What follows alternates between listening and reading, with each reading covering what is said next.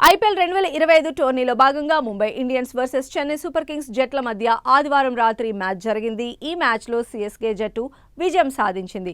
తొలుత బ్యాటింగ్ చేసిన ముంబై జట్టు నిర్ణీత ఓవర్లో 9 వికెట్లు కోల్పోయి 155 పరుగులు చేయగా, చెన్నై సూపర్ కింగ్స్ జట్టు 19.1 ఓవర్లో 6 వికెట్లు కోల్పోయి 158 పరుగులు చేసి విజయకేతనం ఎగరవేసింది.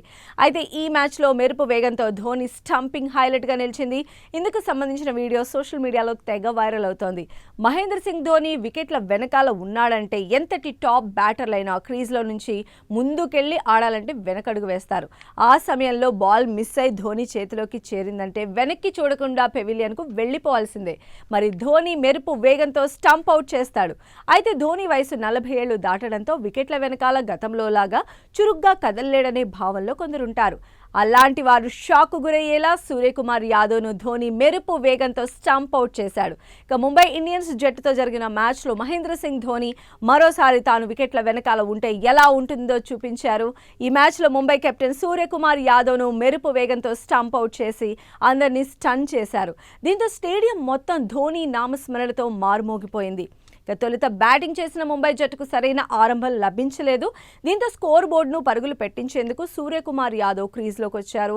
తిలక్ వర్మతో కలిసి ఆచితూచి ఆడుతూ స్కోర్ బోర్డును పెంచే ప్రయత్నాలు చేశారు.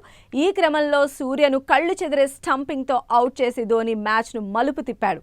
ఇక 11వ ఓవర్లో చెన్నై బౌలర్ నూర్ అహ్మద్ వేసిన బంతిని సూర్య క్రీజ్ను వదిలి ముందుకు వెళ్లి భారీ షాట్ కొట్టేందుకు ప్రయత్నించాడు. ఆ బాల్ మిస్ అయి కీపర్ ధోని చేతుల్లోకి వెళ్ళింది. 0.12 సెకన్లలోనే ధోని స్టంప్ అవుట్ చేయడం విశేషం. ఇక ధోని స్టంపింగ్కు సూర్య బిత్తరపోయి చూశాడు. అంపైర్ నిర్ణయం వెలువరించక ముందే డకౌట్ వైపు వెళ్లాడు. సూర్యకుమార్ యాదవ్ను మెరుపు వేగంతో ధోని స్టంప్ అవుట్ చేసిన వీడియో సోషల్ మీడియాలో వైరల్ అవుతుంది. ఈ వీడియో చూసిన నెటిజన్లు ధోనిపై ప్రశంసల జల్లు కురిపిస్తూ ఉన్నారు. కొందరు నెటిజన్లు సూర్య ధోనితోనే ఆటలా, ఇలానే ఉంటుంది రిజల్ట్ అంటూ కామెంట్స్ చేశారు.